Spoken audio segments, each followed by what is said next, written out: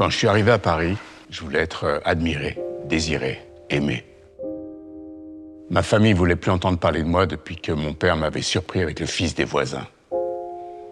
Ils m'ont mis à la porte. Je savais pas trop où aller. J'ai suivi les lumières et je suis arrivé à Pigalle. J'ai fait une fugue. Je suis partie avec une copine et elle m'a présenté à son mec. Il m'a trouvé un squat où dormir. Il m'a dit « C'est gratuit quand on est jolie comme toi ». Je l'ai cru.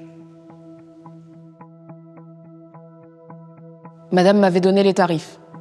50 € pour coucher, 30 € pour une fellation. Elle m'a dit « Si tu travailles bien, tu rembourseras vite. Mais il faut rembourser. » Mon premier client, il était laid. Il était moche. Il sentait mauvais, en plus, il me fait mal. J'avais du succès.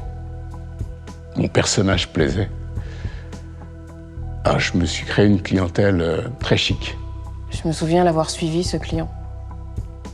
Je le revois qui m'enlève mes vêtements. Et une fois que j'avais sauté le pas, je sais pas, je me suis dit, au final, c'est que ça. En fait, c'est pas si terrible. Et on faisait pas que baiser, hein. Il me parlait aussi.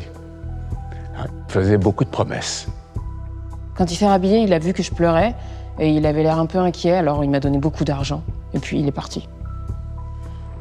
Ouais, j'aurais envie d'arrêter, mais le problème, c'est l'argent.